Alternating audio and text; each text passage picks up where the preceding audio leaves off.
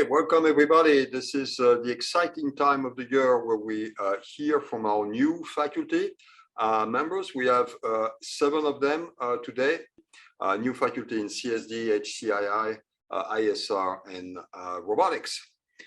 So we have over 100 people on the line right now, so that's exciting too. The videos from the talks will be made available after online. So let's get started now with an excellent lineup of new faculty members.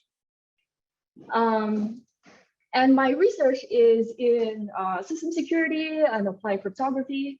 And today I'm excited to tell you about one particular direction that I've been very interested in, which is building systems that enable secure collaborative computation. So the need for collaborative computation really stems from the fact that organizations are increasingly using very advanced techniques to extract a tremendous amount of value out of their collected data. While there has been a lot of work on improving these techniques like machine learning and data analytics, organizations still face a very fundamental problem in that, in order to actually make these techniques work, they need to actually first acquire high quality data. And acquiring such data is actually very difficult. In many domains, such as finance, healthcare, applications often require data that reside across multiple organizations. So as a result, there's really a fundamental tension between the fact that applications need high quality data and the fact that organizations own sensitive data that often cannot be shared with each other. I'm going to illustrate this tension to you by showing you one use case, which is a financial use case. So here we have a bank that wants to use analytics and machine learning techniques to detect money laundering activities. And what happens in money laundering is that criminals try to conceal their illegal activities by laundering their money across multiple of these banks. So ideally, in order to compute an accurate model to detect such illegal activities, these banks want to train model on their joint customer transaction data set. But currently, right, this cannot be done efficiently because the banks, they cannot share data with each other. Actually, they don't want to share data with each other due to the fact that they're also competing with each other. So here we actually have a quote from the Chief Risk Officer of Scotiabank, a major Canadian bank, who said that collaboration will be very vital for the future of anti-money laundering.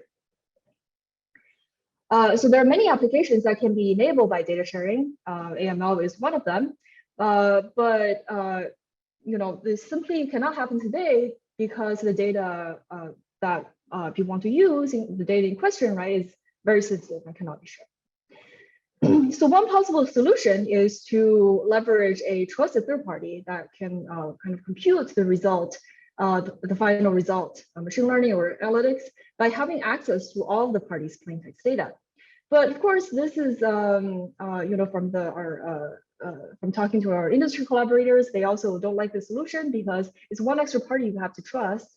Paying for such a trusted third party can be quite expensive, and there's also liability issues from the third party's perspective because they now have a lot of very valuable sensitive data, and so they also become a high value central target for attacks.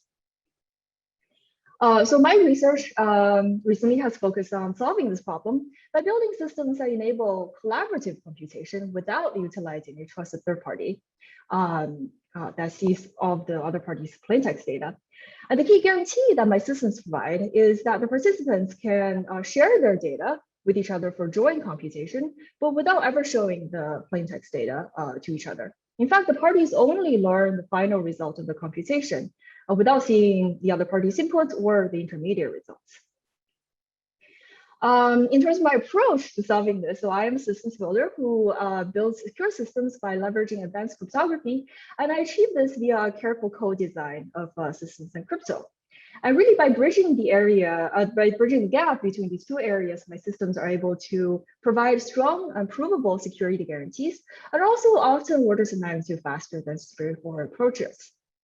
So I usually utilize a wide range of tools from both areas and also innovate on them to generate practical and secure solutions.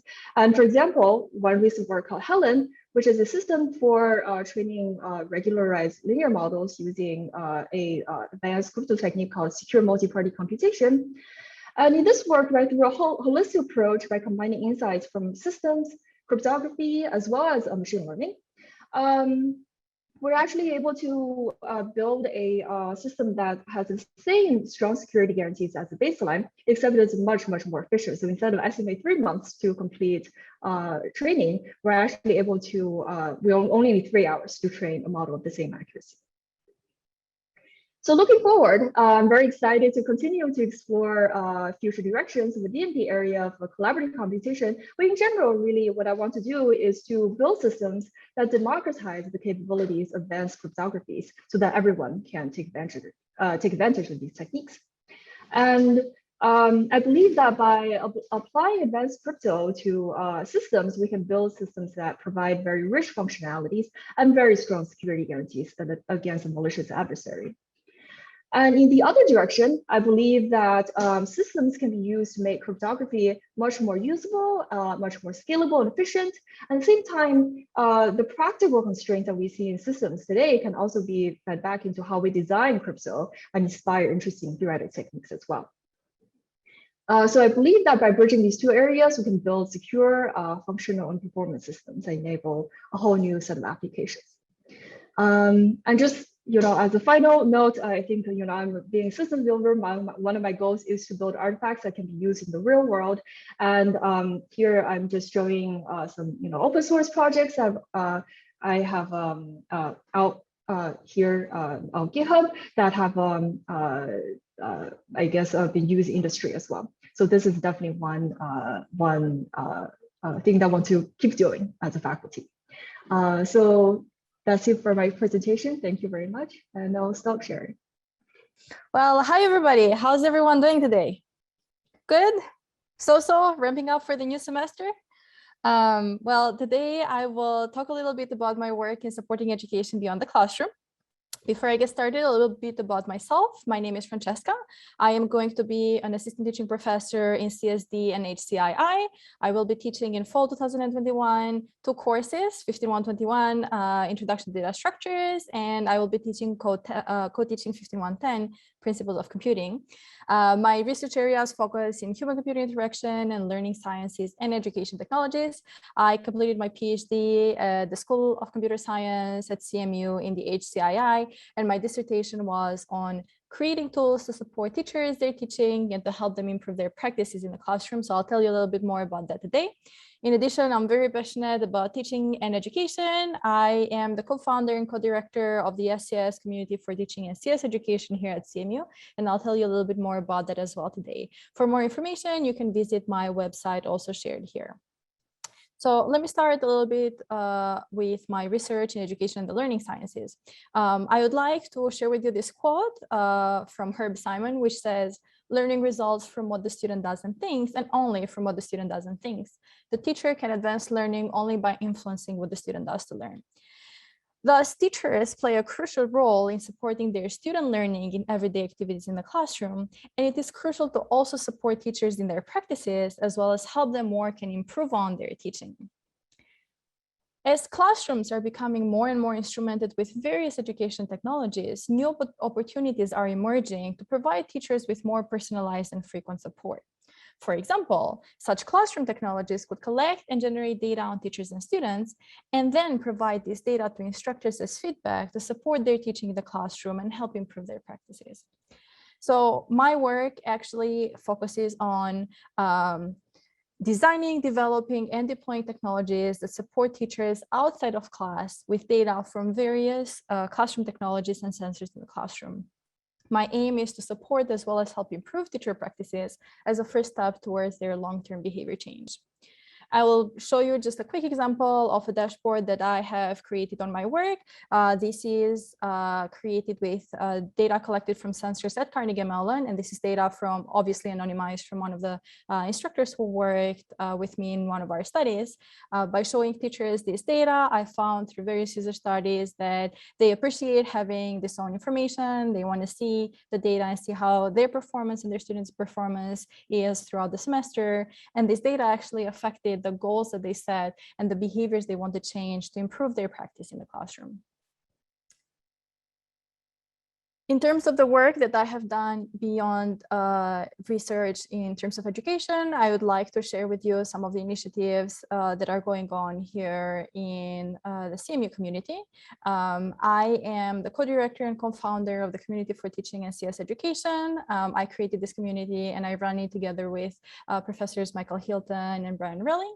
The community started in 2019, and the purpose was to create this space for faculty and students who are interested in teaching and CS education to come together, discuss, network, and learn from each other.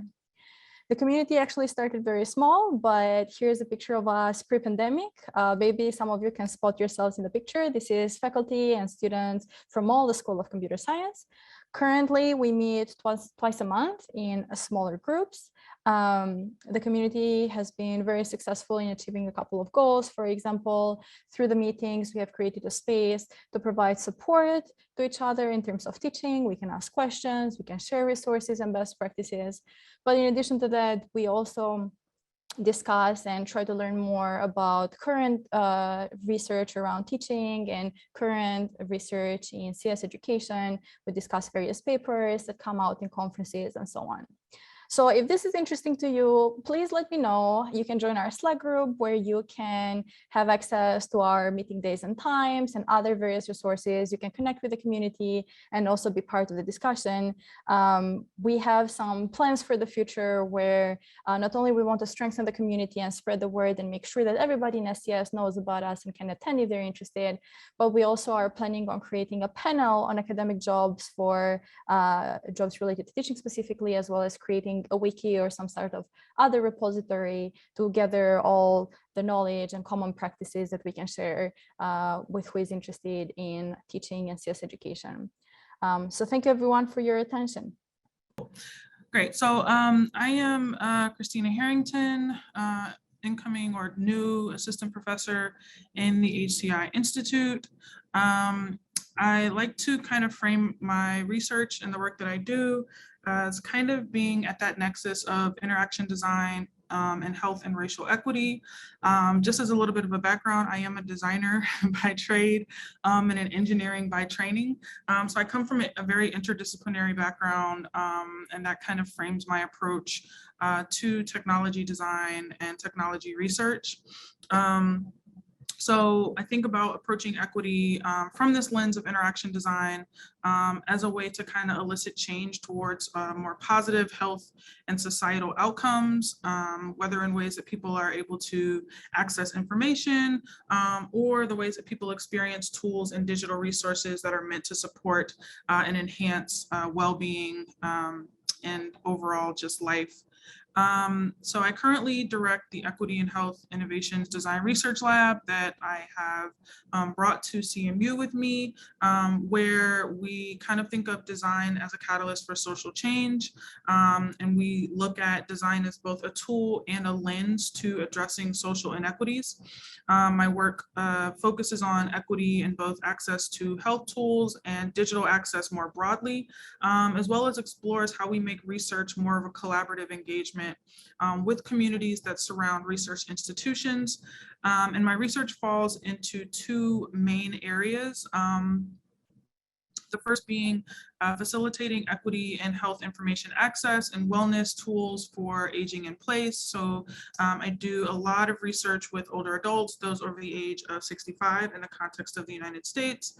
And then kind of this second area of considering inclusive design methods to expand who has access to participate in design, who has access to ownership of design and design thinking, And a lot of the methods that I employ in my work center around putting people ahead of the technology and kind of this very community-based, collectivist research agenda, and learning about how people engage with tools and environments and perhaps are already building solutions for themselves. So just to really quickly talk about two of the research areas, projects loosely, but really more so areas that I'm currently working on and will be building off of in the immediate future.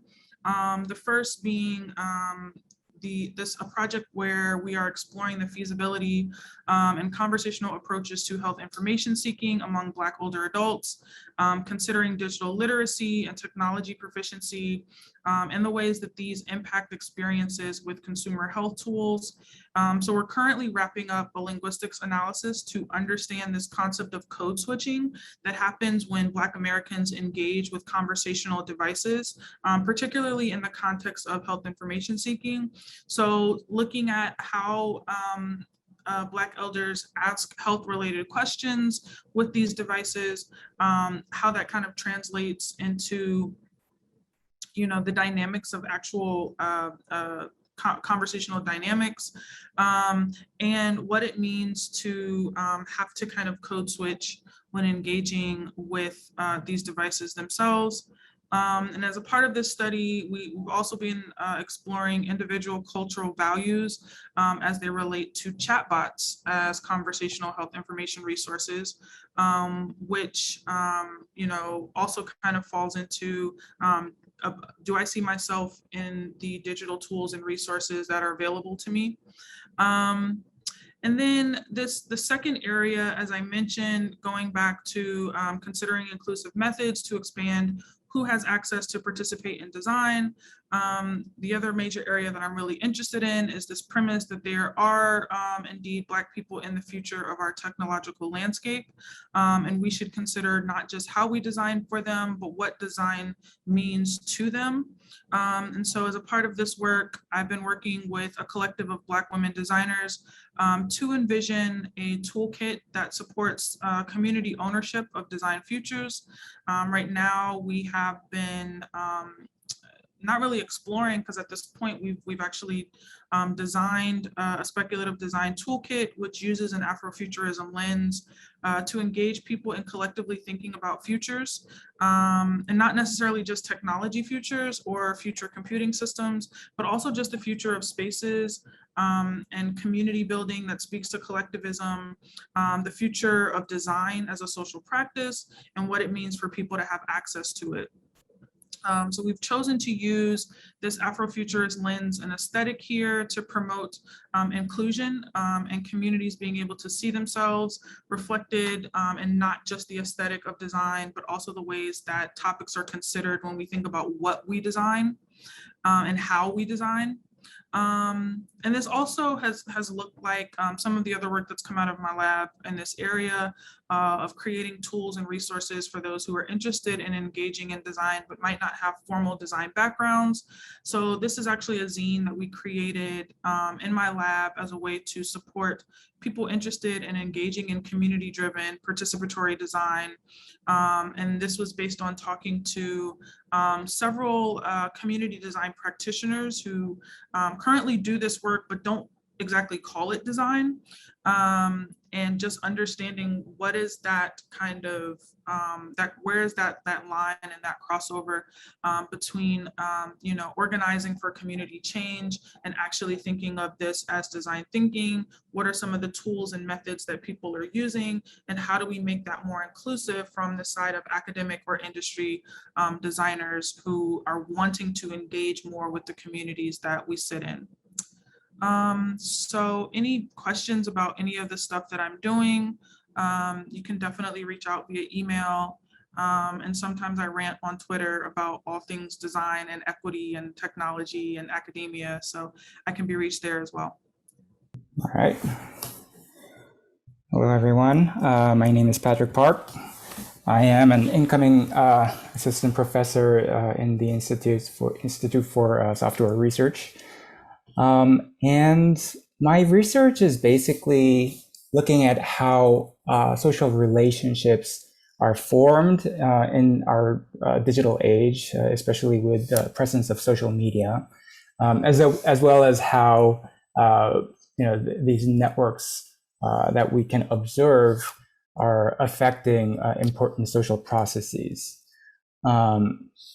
So I like to think of the internet as our new telescope that allows us to really observe and measure human behavior and social behaviors at a very granular scale, but also at scale, right? So you have billions of people online, and you have all these digital traces of these people who are making purchases, who are interacting, who are in debates or even fighting. So, the whole spectrum of human social interaction, one can argue, is being recorded, and we can actually use these tools to understand social behaviors and sociality better. So that's kind of how I see my work more broadly. But to kind of give you some examples of the questions that I'm interested in and that I've worked in the past are mostly around the idea of social networks and network structure. So how do people's interaction patterns or the social networks become structured and predictable, right? So in one study, I looked at how these really long range social ties that are unlikely to form, when they're formed, they could actually be pretty strong. And I'll give you a little bit more detail on that study in forthcoming slides. Another example of how networks are structured, I kind of zoom out to the country level and look at how international flows of digital communication are patterned. So, again, this is not at an individual level, but when you actually look at countries and their communications through millions of user communications via email or social media, what kind of patterns do you find? And you sort of discover the same dividing lines and the fault lines that we tend to that we have been familiar with for decades, since the Cold War era, for example. Okay, so that's the social networks and how they are structured. That's one important part of the questions that I ask. The other part is, how do these social networks affect people's lives and the social phenomena that we can observe online? So, for example, when you have two people who have this status difference online and they're exchanging gifts, what predictions can you make, and what can social science theory tell you about or predict how the gift giving and the reciprocal exchanges of these online digital goods will be traded? Another example of how social networks affect online social phenomena that I looked in the past is how, when we think about things that spread through social networks, in other words, social contagion processes, there's this idea that people have this sort of a threshold that needs to be met before they either adopt or influence other people in a social network. And in theoretical models in the past, the researchers would just sort of assume that people have unique thresholds and try to model these processes through with different distributions of thresholds. But in this work, my colleagues and I show that it's really hard to actually empirically determine or measure the thresholds that people might have for adoption. Hey, Patrick. Sure. We just realized that we think maybe your slides are supposed to be progressing, but they are not progressing for us. Oh, where are we stuck at? Still on your first slide. Ooh, okay. Well, I didn't go very far. Okay. So this was the second slide on the internet as the new telescope of our age that I was talking about. And then the two sort of basic questions that that guide and inform my research. One is how social networks are structured. The other is how social networks affect different important online social phenomena processes. So just to give you a little bit more flavor of the kind of work that I do, I'll talk a little bit more about one of the works that I presented here at CMU, but also think that has a lot of interesting implications, both for innovations research as well as network science. So the title is The Strength of Long-Range Ties. And I start from social science theory, where there's this assumption in the social sciences that has been upheld for over 40 years now, that the relationships, as relationships become socially more distant, in other words, as you have less things in common with somebody, the social distance increases, and accordingly, the strength of your relationship with that person will decrease. It's a very important assumption that has been made, and it basically spawned a huge school of thought within the social sciences. I use different types of digital communication data to test this assumption, and I'll talk about the results in a few slides later, but basically I use Twitter communication networks, data that I collected through a distributed crawler built on top of AWS resources, and then a set of the telephone communication call logs from one unnamed Western European country, Rwanda, and Afghanistan. So, these the idea is to try to test this idea or the assumption that I showed in the previous slide, using different communication platforms that presumably have different modes of communication, right? So, for example, Twitter is asynchronous communication versus the telephone communication is synchronous. It's real time.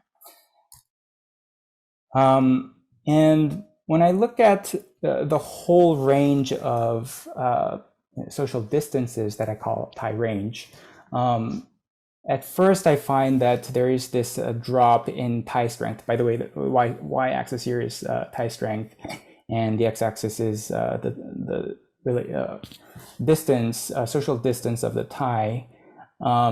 There's this sharp drop in tie strength as the 40-year-old assumption would predict, right? So this actually happens at shorter distances. But when you look at the longer distances, social distances, that we were not really able to measure or observe before the age of the internet, you see this increase in tie strength as the social distance increases. So this was a very surprising finding, and through simulation models and more probing through analytics techniques, I find that the presence of these strong ties that also span long network distances have pretty important implications for diffusion processes. So with these really strong ties that span long network distances, the system or the network reaches equilibrium contagion at a faster pace, and the sort of breadth of contagion and diffusion is also much wider with these ties. So, this is one example of how I see my research kind of contributing not only to the social science theories, but also for practical applications such as how products diffuse or how opinions form and emerge through network processes. Currently, I'm looking at, I'm working primarily on two research projects. One is how these societal shocks, different types of shocks, affect social networks. So you can think of disasters, natural disasters, economic downturns, or political unrest, how those sudden uncertainties affect people's communication behaviors, and how do they change the structure of social networks, both at the individual level, but also at the sort of macro level of the entire network structure. Another project that I've been interested in and I've been working on is trying to understand the relationship between people's network social capital and their economic capital. So there's a lot of work that shows, depending on who you know and where you're sort of located in the broader social network, that can lead to certain tangible benefits such as wealth, higher income, and coming up with new ideas, for example, for innovations. But so we kind of know at the individual level that there is this relationship between a person's network position and their economic outcomes, for example, but we don't know how the distributions are kind of related. So this work is looking at the relationship of different network inequalities, inequality measures, and how they relate to economic inequality at the country level. For future directions, some thoughts that I have once starting at CMU, I'm really interested in how extreme opinions or opinion groups form online, right? On the one hand, there's a lot of work that shows that people are influenced by these extremist ideas and people around them who hold extreme ideas. But what I think is missing or less looked into is the selection process, where the people who hold more moderate ideas or opinions become kind of silenced in the process of more, a dynamic of extremism increasing. So the selection part, or the selection dynamic in online discussions is something I'd like to pursue in the future.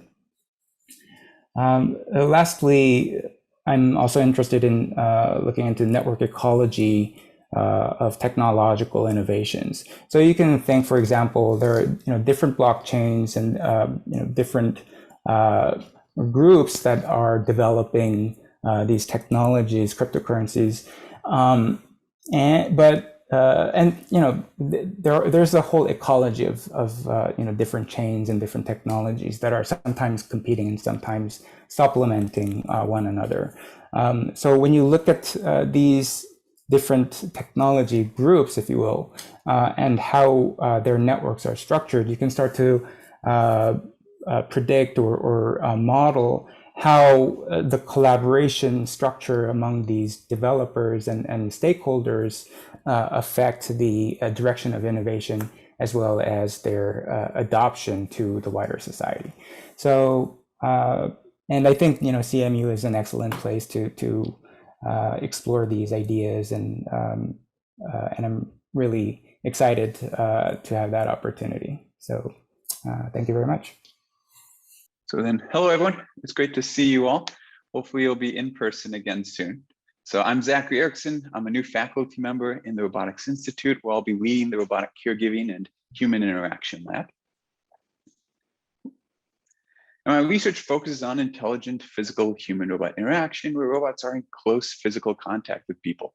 Robots that are touching a person, applying force, sensing and manipulating both the human body and objects around the body. And a lot of my research has applications in healthcare towards the development of intelligent robotic caregivers that can assist people who require daily care and physical assistance with activities of daily living.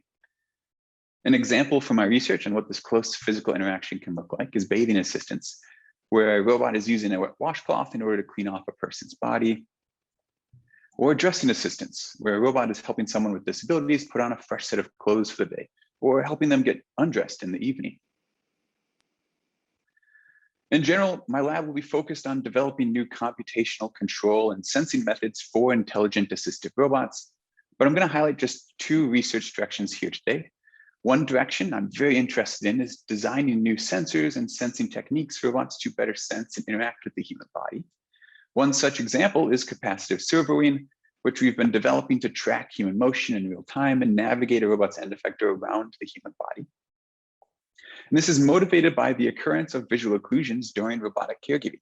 There are a lot of scenarios where substantial parts of the human body become visually occluded. About halfway through the stressing scenario here, both the robot's own arm and this fabric garment are visually occluding the robot's sight of a person.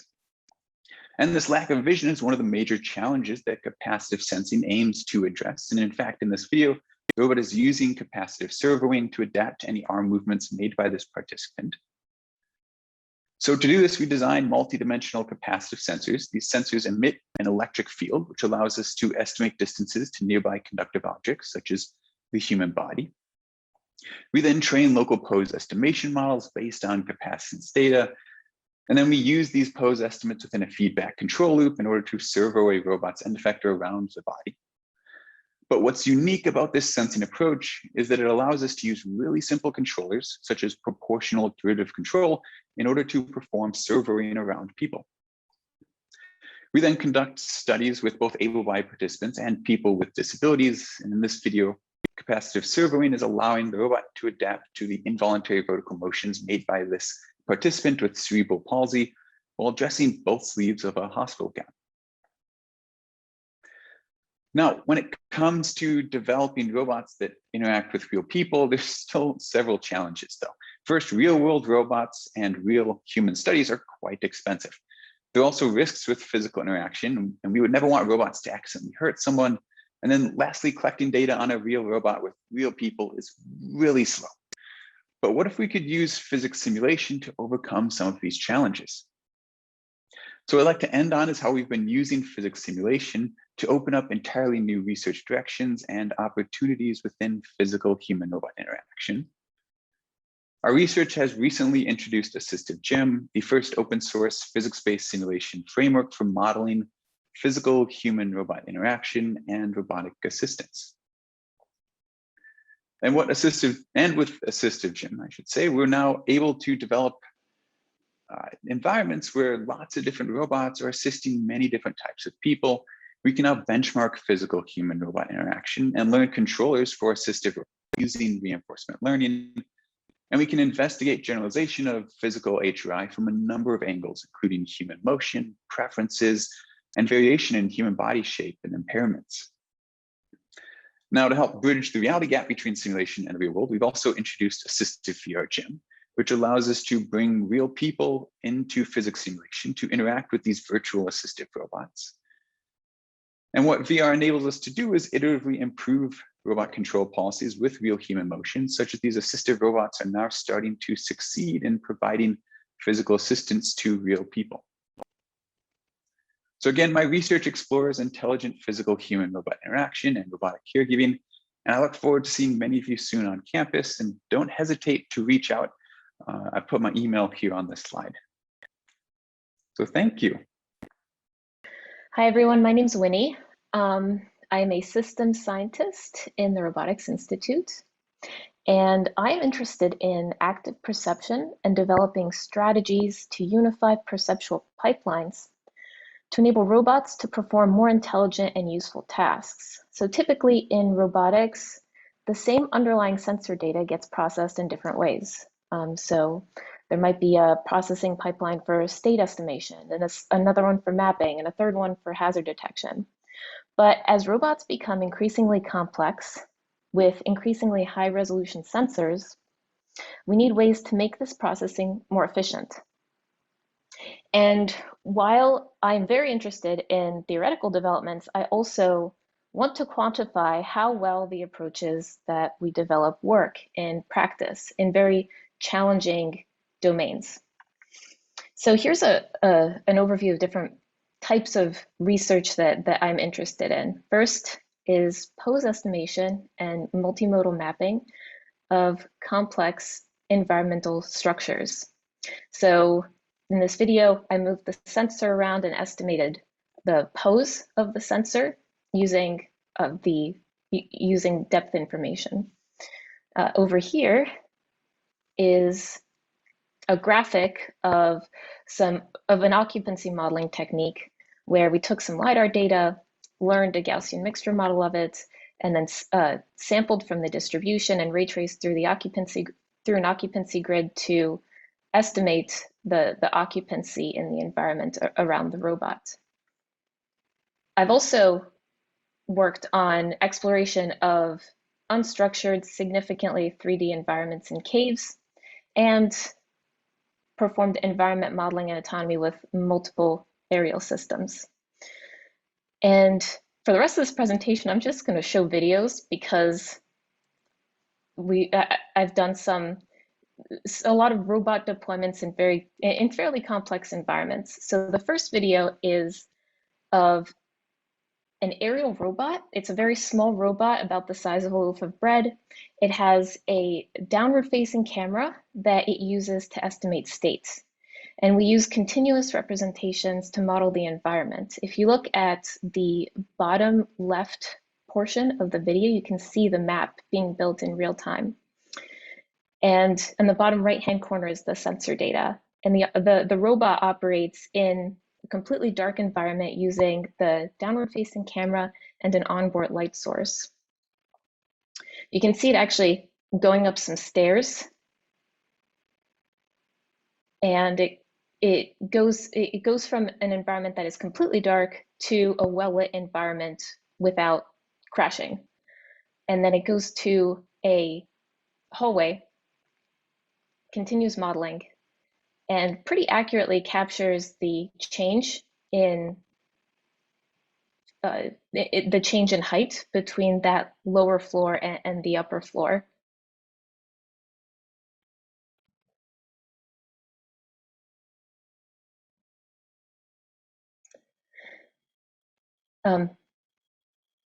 That last video was actually taken at CMU in the Noel Simon Hall High Bay, but my collaborators and I have also deployed these systems in caves. So one of our most recent field tests was in a West Virginia cave system, which was entirely dark. The robot explored the environment completely on its own. It took off, flipped a switch, went into full autonomy mode, and was actually able to navigate through highly complex geometry. So it navigated around stalactites and stalagmites without running into them, and was able to capture these environmental representations with high detail.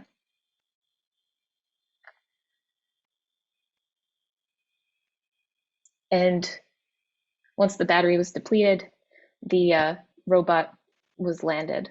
And throughout this flight, the robot actually transmitted all the data to a laptop because the models that we use are amenable for low bandwidth communication channels.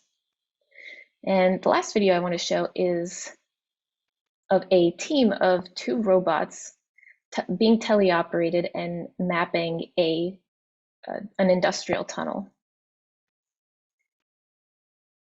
And this environment is actually quite small, and the robots are actually able to maintain fairly good control and estimate state even in the presence of a fair amount of dust, which you can see on this video. If any of this work is of interest to you, please don't hesitate to contact me. I'd love to discuss more about it. Thank you. Hello, everyone. I'm Zakia Hammal.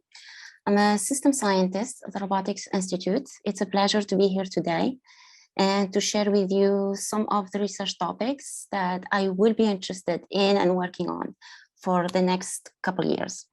So my research addresses the development of computational models to automatically detect, analyze, and recognize multimodal social and communicative behavior, facial expression, head and body movement, vocal prosody that may be related to human emotion and other cognitive and affective states, and more recently related to what we call behavioral health informatics. The motivation. So the current best practices in clinical environment for evaluating the behavior and assessing the risk are mainly based on direct observation by highly trained specialists like clinicians. Unfortunately, clinical facilities are understaffed, as we have all experienced this year, and do not have the capacity needed for a large number of individuals who need actually screening and treatment. So as a consequence, for many conditions, the diagnosis is delayed and ongoing monitoring is often limited. There is also limitation in terms of the ability to track progression, pre and post intervention.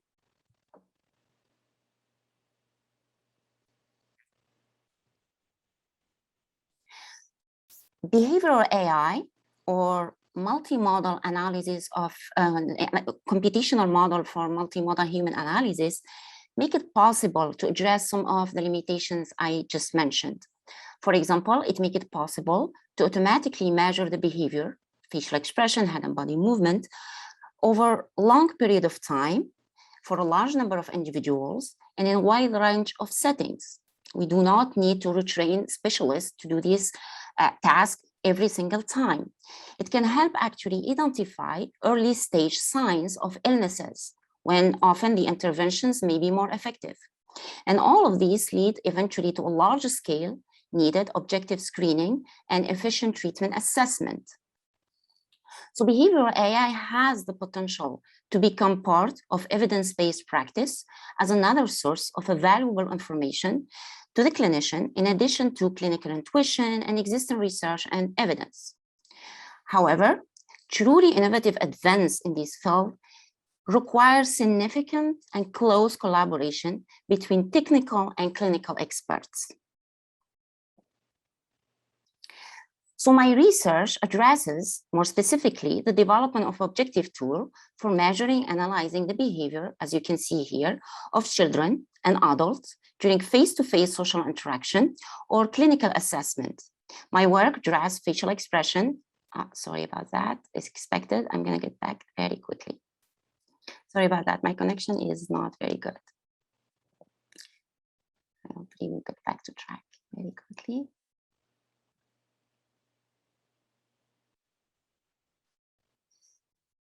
Let me share again. Do you see my screen? Yep. Let me go back. My research addressed, as I said, the development of objective tool to measure and analyze the behavior of children and adults. My work addressed, like you can see here, the use of facial expression, head and body movement, and vocal prosody in different contexts for emotion communication, social interaction, and clinical applications. For instance, automatic assessment of pain, like you can see here, could provide a valuable tool to guide, for example, clinical intervention in neonatal intensive care or among non-communicative adults, especially in long-term care facilities. We have been working lately on automatic measurement of distress and pain in dementia. Automatic measurement of affect in infant can be actually used to detect early on signs and symptoms of attachment outcomes, for example, internalizing, externalizing, and could help actually start early on intervention.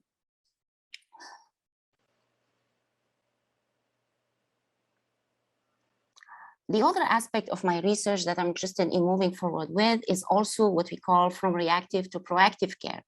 By actually developing technology that can help detect early warning signs of illnesses when intervention may be more effective. For example, we can create systems that can predict behavioral changes that precede a major psychiatric event by detecting actually information about the mood, affect, social context, activities within actually everyday life activities. We can also imagine what we are working on lately, developing the technology that actually can help develop or detect early signs of transition from acute conditions to chronic condition. For example, to try to prevent low back pain chronic condition.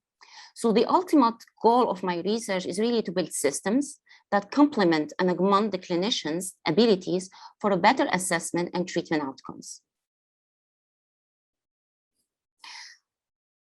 Overall, multimodal behavioral AI for health informatics is challenging for a variety of reasons. Many of these are shared with other applications of multimodal machine learning. But what is particular to behavioral health informatics is the need of domain knowledge and expertise from our partners, the clinicians, and to have access to adequate training and testing data of spontaneous and post and unscripted behavior in individuals with well-characterized and clinically relevant conditions. To achieve this goal, achieving this goal requires, again, as I said, significant collaboration between technical experts and clinical experts to actually use their domain expertise again to ensure that the algorithms we are developing fit with the clinical knowledge and clinical needs.